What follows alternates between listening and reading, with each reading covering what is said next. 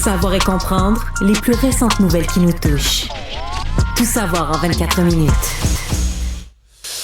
Congé de TPS promis par M. Trudeau, eh bien, ça a été adopté hier en soirée à la Chambre des communes. Qu'on a veillé tard. 23h24, ça a été finalement adopté au cours de la nuit. Les libéraux qui ont reçu l'appui du NPD. D'ailleurs, Jagmeet Singh qui a écrit une publication sur X. Ça va comme suit. Si vous lisez ceci, il est 23h24. Nous venons d'obtenir un congé de la TPS. Pendant 2 mois, il n'y aura pas de TPS sur les vêtements pour enfants, les couches, d'autres produits essentiels, mais les chips aussi, à Pierre Levin. Monsieur Singh fait un rappel en terminant. Un gouvernement néo-démocrate éliminera de façon permanente la TPS sur les produits de première nécessité et les factures mensuelles. Parce qu'il faut comprendre, là, c'est temporaire. C'est 2 mois. C'est jusqu'à la mi-décembre, jusqu'à la mi-février, jusqu'au 15 février, en fait, le lendemain de la Saint-Valentin. Les bloquistes et les conservateurs, eux, ont voté contre cette mesure-là. Et au départ, là, c'était un projet de loi qui incluait aussi un chèque. Une deuxième mesure. Vous vous en souvenez? Ah, je sais pas, non? Oui, mais là, l'expression « le chèque est dans le mal » ne s'applique pas. D'abord, il n'y a pas de mal. Il n'y a pas de mal. Et de deux, il n'y a pas de chèque. Le pas de chèque n'est pas dans le mal. Non, exactement. Alors ça risque d'être un peu plus compliqué. Que vont faire les libéraux? Est-ce qu'éventuellement, on va rabaisser le plafond de 150 000 $ pour y avoir droit? Question d'élargir ça, notamment aux aînés, parce que c'est là où ça a bloqué mais là, tu sais dans que les oppositions. le Bloc québécois, les services de recherche du Bloc québécois ont fait l'exercice, puis ça va intéresser nos auditeurs, parce que les gens se posaient la question. Il y a des gens qui disaient, mais si on baissait le 150 000 à 100 000, ben on pourrait inclure les aînés. Mais moi, je disais, ben non, t'auras jamais. Il y a bien plus au Canada de retraités puis d'aînés que de personnes qui gagnent 100 000 et plus. Alors, le Bloc a dit, à calculer les nombres de chèques qu'il faudrait, jusqu'à combien il faudrait baisser le seuil? 52 000. Oh. Le chiffre, donc il faudrait abaisser que les personnes qui gagnent 52 000 et moins ont le chèque pour libérer assez d'argent pour à coup nul inclure tous les retraités. Ça va faire beaucoup de déçus auprès qu'on a... Après que t'as promis... Après qu'on a promis un beau gros biscuit aux pépites de chocolat, là. Tu leur enlèves, au moment... Non. Galette au raisin à la place. Ouais.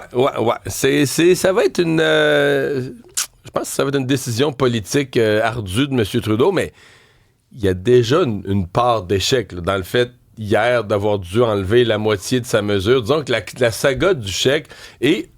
Ce qui est fou, c'est qu'on se comprend là, que ces mesures-là sont pas structurantes pour l'économie. Là. C'était électoraliste, point.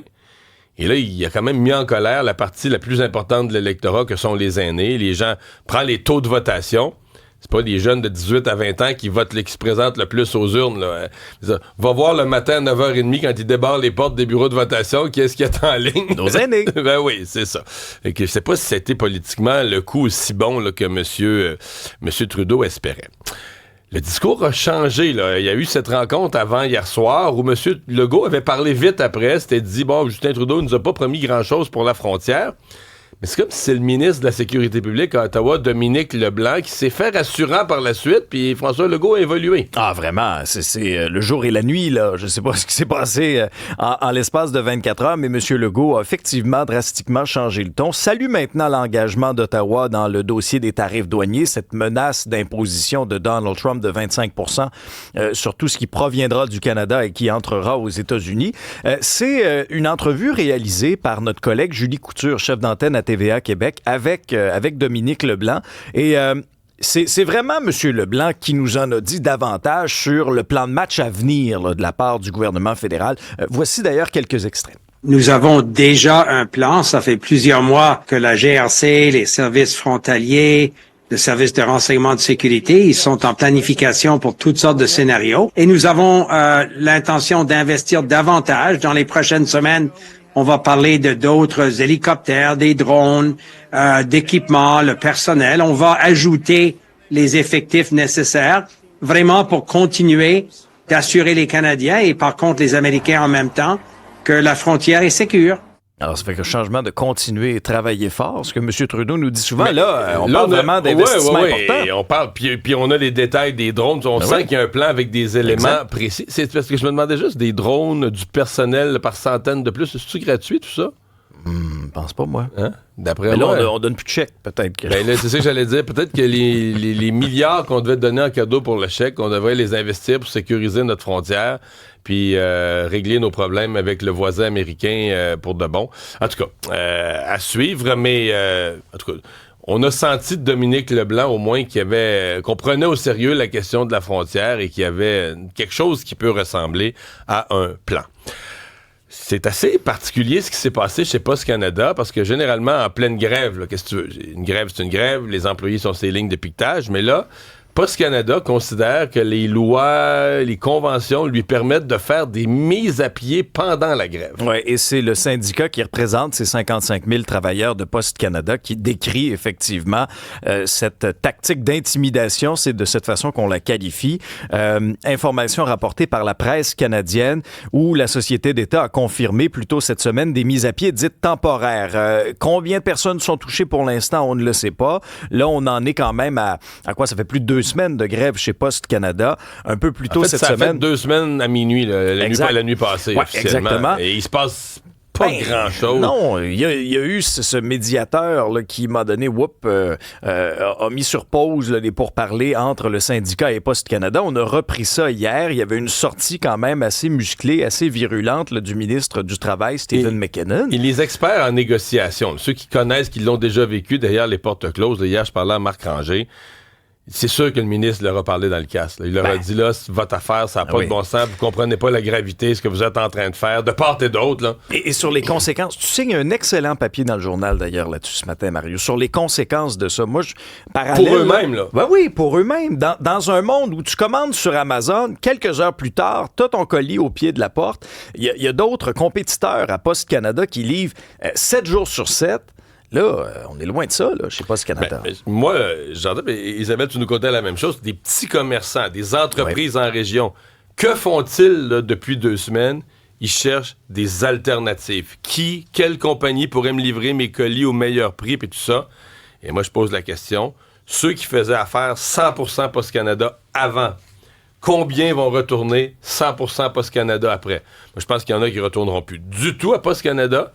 Puis il y en a qui vont dire, Post Canada donne quand même un bon service, puis va plus loin en région, je vais les utiliser, mais je ne mettrai plus jamais tous mes œufs dans le même panier. Je vais mélanger d'autres compagnies de livraison avec Post Canada. À mon avis, ils vont perdre un volume qui ne reviendra jamais. Ça crée une brèche, là, donc il y aura toujours cette crainte de ça peut réarriver. C'est possible maintenant. Puis il y a une question de la performance. Moi, comme client, on est dans le Grand Montréal, mais comme client, moi, quand je commande quelque chose en ligne, puis là, je vois que c'est livré par Post Canada, là, je suis comme, oh là là. Là, je vois les yeux. Ah, oui. Oui, parce que, je veux dire, tu commandes FedEx, UPS, peu importe, nommez-les, d'expérience, là. C'est plus rapide, dans ton esprit. Oui. Là, je me dis, OK, Post Canada, ça va prendre, selon ce que moi, j'ai pu observer, c'est ma perception à moi, là. Toi, t'es pas dans un centre-ville, t'habites à semi-campagne. Ouais, semi-campagne. Mais moi, d'expérience, ça me prend plus de temps que, par exemple, si je commande sur Amazon, je l'ai le lendemain. Mais j'avoue que moi, mais ça, c'est phénoménal. Ben oui. Post Canada, ce que j'aimais, par contre, Post Canada, ce que j'aimais d'eux autres, c'est le fait que les colis arrivent protégés. Moi, j'aime plus ou moins d'avoir mon colis devant mon paillasson. Là. Ça, je trippe moins, je suis pas toujours à la maison. Ce que j'aimais de Post Canada, c'est qu'automatiquement, si ça rentre pas dans ton casier postal, tu vas le chercher dans une pharmacie. C'est vrai. Moi, ça me plaisait, cette façon de faire. Parce que ton colis n'est pas laissé aux intempéries et aux valeurs. Pour se faire brûler. Exact. Ouais, je comprends. Enfin, parlons-en de magasinage. C'est le Black Friday, le vendredi fou chez nous. En tout cas, les colis seront pas livrés par Post Canada. Non, une chose est sûre. Mais tu dis ça en joke, mais as-tu imaginé la journée de perte aujourd'hui? Là, combien de colis aujourd'hui vont être programmés pour partir? Et on est à la 2e semaine de grève. Combien vous pensez qu'il y a de commerces aujourd'hui qui ne mettent pas leurs produits en ligne parce qu'ils se disent « je suis pas capable de le livrer ». Quasiment tout le monde s'est trouvé une alternative. Tout le monde s'est... Ben oui. Honnêtement, le timing est terrible. T'as entièrement raison. Peut-être que le syndicat aurait cru bon dans la stratégie de dire on va avoir une espèce d'avantage, un levier. Sauf que là, si effectivement, comme ce que tu nous dis, les gens ne reviennent pas par la suite à Post Canada, ils resteront avec leurs fournisseurs temporaires. Parce que s'ils ont moins de volume, puis ils font 1 milliard et demi de pertes, là, ils vont faire des mises à pied massives. Là. Ben, c'est malheureusement ce qu'on pourrait craindre. Alors, donc, quelques chiffres. Oui. Fédération du commerce au détail nous indique que 183 millions de personnes vont faire des achats en magasin ou en ligne d'ici lundi, parce qu'on a le vendredi fou aujourd'hui, mais on a aussi le cyber lundi, le Cyber Monday. Souvent, certains cadeaux qui sont achetés à l'avance. Aux États-Unis, on surveillera ça. Là, des fois, ça donne des scènes un peu chaotiques à l'ouverture des des magasins, un peu comme ce qu'on voyait à l'époque là, du Boxing Day. Mais là, on voit ça aussi au Vendredi fou. Ici, on est un petit peu moins intense. Surtout que ça fait un mois que c'est vendredi. Là. Tu sais, je pense qu'il y aura peut-être moins de chaos dans les centres d'achat. Vos boîtes courriel débordent dessus. C'est fou, hein? C'est dégueu. Je vois plus rien. Mais c'est des... C'est des scènes que j'ai toujours trouvées d'un triste pathétique. Là, genre deux madames à l'entrée d'un Walmart qui jouent du coude puis qui se battent. Il y en a quasiment une qui fait tomber l'autre dans l'escalier pour aller chercher un blender ou une TV. J'ai déjà vu ça, moi, dans le rayon des chaussures. J'étais moi-même vendeuse et j'ai vu ça, moi, se battre pour un talon haut. Oui. Ah oui? Ça fait... À coup de talon haut? Non. Ils se sont restés civilisés, mais quand même, il a fallu séparer quelques-unes. Les rabais s'enflamment. OK. Les rabais créent l'émotion. Lion Électrique, là, c'est une journée critique. En fait, c'est une entreprise qu'on a rêvé de voir devenir un fleuron québécois, mais là, qui en arrache, en fait, qui ne passera peut-être pas à travers. Parce que Lion est à court de liquidité. Lion croule sous les dettes aussi. Alors, quelle est la suite des choses? Est-ce que Lion devra, dans les prochains jours, se placer sous la protection des créanciers? En tout cas, Le Devoir, aujourd'hui, a obtenu certains chiffres du ministère de l'Économie. Et c'est près de 130 millions de dollars canadiens qui seraient à risque. Ce sont des sommes d'argent investies par le gouvernement du Québec dans Lion Électrique. Mais le fédéral en a aussi. Ça, c'est le Québec. Le fédéral en a aussi. Oui. Mais quelque part, la vraie perte, mettons qu'on perdait ça, tu sais, comme on dit, Investissement Québec, t'en gagnes puis t'en perds, là, ça fait... Mais c'est la perte... Moi, une de mes craintes, c'est que ce soit un autre C-Series. C'est-à-dire que dans 20 ans...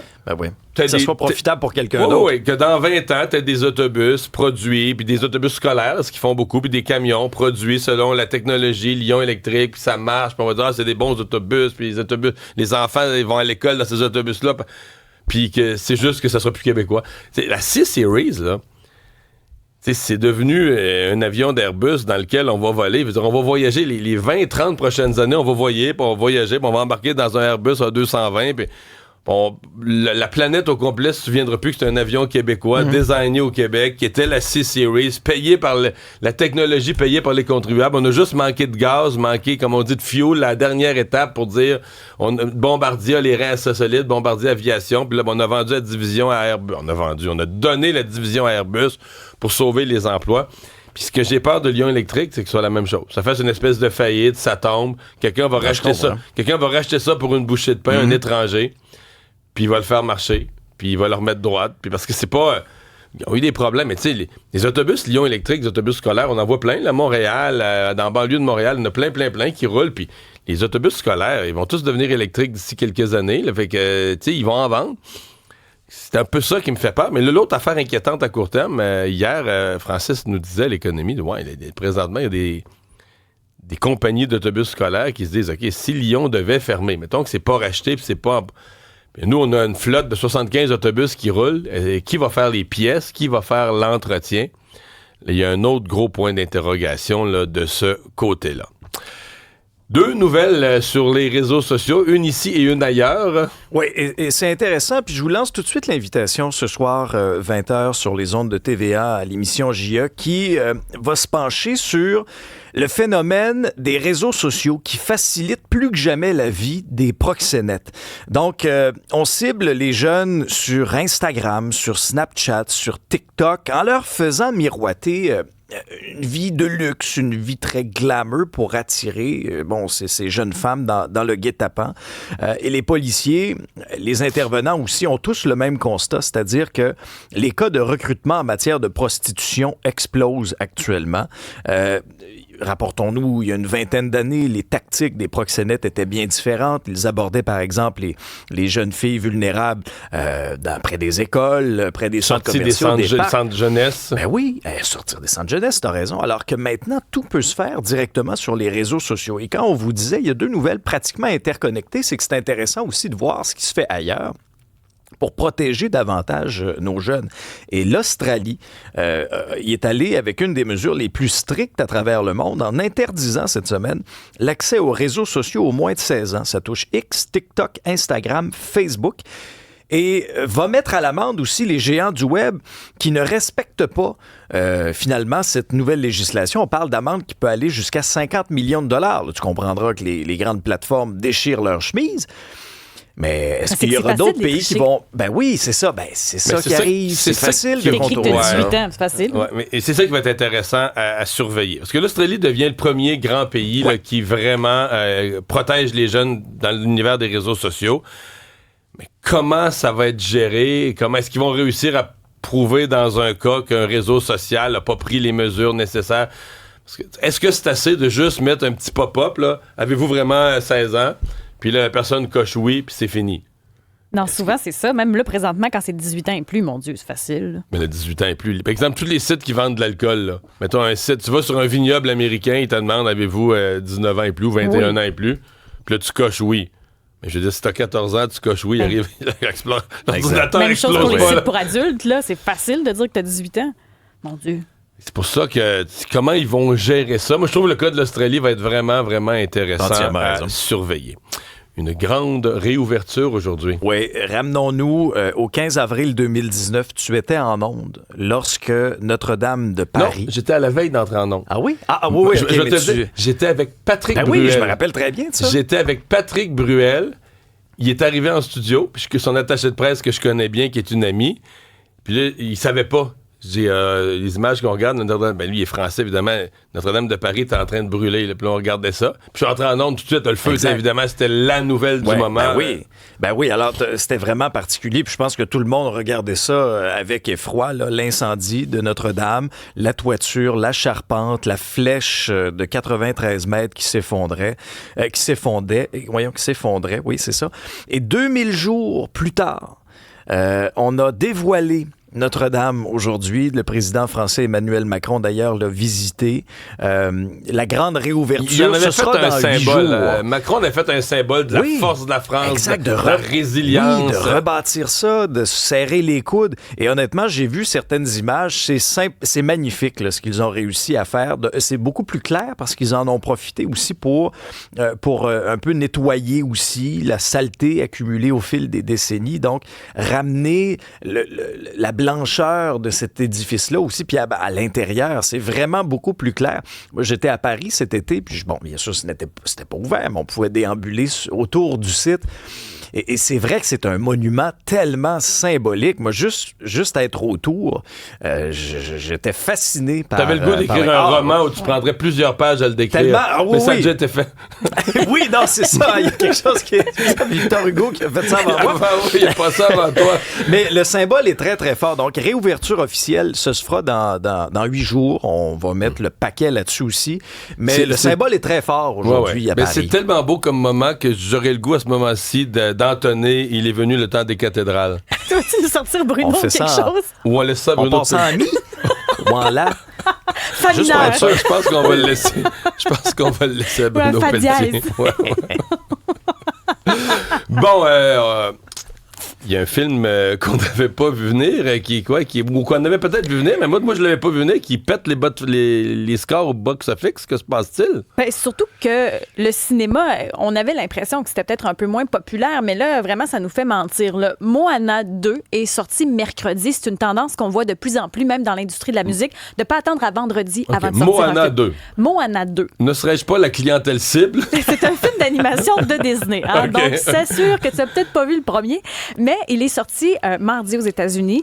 C'est l'un des films les plus populaires. Là. C'est 14 millions de dollars américains en une seule journée, 14 millions en semaine. Je veux simplement rappeler que le Thanksgiving n'était pas passé. Donc, les enfants avaient de l'école. On n'est pas passé à travers la fin de semaine non plus. Un jour de semaine, 14 millions de Donc dollars. là, tu as des jours de congé jeudi, vendredi, une fin de semaine, samedi, dimanche. On risque lundi matin d'avoir des gros chiffres si ça continue. Là. Selon les premières projections, là, ils s'attendent à peut-être fracasser certains records. Donc, il y en a qui estiment que le film pourrait amasser, juste en Amérique du Nord, 200 millions de Mais dollars. c'est quoi l'histoire? Bon, l'histoire là, de Moana. Qui est Moana? Qui est Moana? Moana, c'est une guerrière, c'est une brave finalement qui, à un moment donné, va entendre la voix de ses ancêtres et va partir à l'aventure dans les îles en Océanie. Et ce qu'ils ont fait pour faire ce film-là, c'est que... Alors, Moana serait comme une Maori un peu. Un peu, oui, Ok, exactement. ok, C'est ok. vraiment ça. Puis pour traiter le sujet, Ils ont vraiment fait appel à une formation avec Oceanic Cultural Trust. Il y a un groupe d'experts qui était là pour que le récit soit authentique, respectueux avec les insulaires du Pacifique, parce qu'ils disaient dans le temps avec Pocahontas, Aladdin, on a peut-être un peu utilisé certains stéréotypes. Je sais pas. On veut ne pas répéter l'aventure des années 90. Alors, ils ont décidé de faire appel à un groupe d'experts. Au Québec, celui qui interprète Maui, l'un des personnages principaux, c'est Anthony Kavanagh qui double la version. C'est Dwayne Johnson, la version anglophone. Maui, c'est une espèce de demi-dieu là, qui est partenaire avec Moana. Je trouve que c'est une... Il y a un demi-dieu interprété par The Rock. Là, Ouais. Là on commence à Avoue, jaser. hein? Ben oui. Donc, tu pourras l'écouter en anglais si jamais c'est The Rock que tu veux Non, ça entendre. me touche pas, ça m'émeut peu. Mais ce que je trouve intéressant, c'est l'espèce de charisme de Moana, finalement. Tu sais, on n'est plus dans l'histoire des princesses. C'est ce que je trouve intéressant avec le virage de Disney. Puis, tu sais, on est dans un univers qui fait rêver. On est en Océanie. Il y a plein d'aventures qu'elle va vivre là-bas où ça te permet quand même de découvrir, même si c'est un dessin animé, un peu la réalité de cet endroit-là. Je trouve que c'est intéressant que les enfants, que les jeunes aient cette espèce d'icône-là. Puis, sans enfants, moi, y aller pareil. Bon. Et des icônes, parlant d'icônes, des icônes de la chanson au cinéma. Oh mon Dieu, il y en a beaucoup. Là. Bonne chance pour faire vos choix. Maria Callas, incarnée par Angelina Jolie quand même. Là. Angelina Jolie qui a suivi des cours de chant pendant 7 mois. Elle a une prothèse nasale. Puis on veut transmettre finalement la dernière semaine ou les derniers moments de la vie de Callas où à un moment donné, elle prenait tellement de pilules qu'elle s'est mise à halluciner. Où la presse n'a pas été très courtoise avec elle au cours de sa carrière, assez rude. Donc on veut retrouver cette mélancolie-là, la tristesse aussi qui l'a habité dans les dernières semaines où elle a halluciné, entre autres, son amour de vie, son amour de jeunesse, Aristote Onassis. Donc, c'est celui qui est derrière. Pablo Larraín a déjà fait les synopsis de la princesse Diana et Jackie Kennedy. Donc, c'est comme une troisième biographie pour lui. Maria Callas, qui est vraiment saluée par la critique. Hein. La presse internationale a vu le film et c'est rare, je trouve, pour ce genre de film-là qu'on a autant de critiques positives. Donc, ça sort bien. Angelina Jolie semblerait qu'elle est au sommet de son art. C'est ce qu'on raconte. Puis un autre sur Aznavour. Lui est moins populaire dans les critiques. Ouais. Ce qu'on a voulu faire, c'est retracer la vie d'Aznavour, mais vraiment dans ses débuts. Donc, revoir la jeunesse. On veut pas trop mettre le côté populaire, même s'il y en a un peu quand même. C'est Grand Corps Malade qui est derrière la réalisation avec Tahar Rahim, qui va interpréter les chansons d'Aznavour. Il l'a pratiqué pendant de nombreux mois pour être capable de reproduire l'accent de plus de ces 1000 chansons éplis qui a été enregistré. Bref, on va trouver des mots, des phrases complètes. 3, 4. Donc, fils de réfugié, petit pauvre, la voix voilée. Lui, ce qu'il veut transmettre dans ce documentaire-là, c'est l'espèce de persévérance qu'a fait preuve Charles Aznavour. Mais ce qu'on dit dans les critiques, c'est que c'est un peu aseptisé, qu'on n'est peut-être pas allé au bout des choses, qu'on a peut-être tué certaines informations qui auraient été nécessaires dans le documentaire. Donc, c'est pas un flop, mais pour l'instant, la presse n'est pas encourageante sur ce film-là. Mais si vous aimez Aznavour, parfois, ça permet de se plonger dans son univers musical. J'adore Aznavour pour un. Et c'est le Thanksgiving important pour la NFL. Oui, il y avait 3 matchs à l'affiche hier. Donc, les Bears de Chicago qui se sont finalement inclinés en fin de match 23-20 contre les Lions de Détroit. Les Cowboys de Dallas ont eu le dessus sur les Giants 27-20. Et dans le match que tout le monde attendait, on se dit, ça va être le duel le plus intéressant en soirée entre les Dolphins de Miami serré, et les Packers. Ben oui, les Packers 30, les Dolphins seulement 17. La première demi, c'était 24-3 là, pour les Packers. Et l'élément température, j'ai l'impression, a joué c'est sûr un que gros l'équipe rôle, de Miami qui arrive à jouer à moins 4 à Lambeau Field. Oui. Et le quart arrière des Dolphins, toi, n'aime pas le froid. Quelques chiffres, Mario. Quand on regarde là, tous les matchs, toi a joué 8 matchs à 5 degrés ou moins. OK? Et il a perdu les 8 matchs. Ceci explique peut-être cela.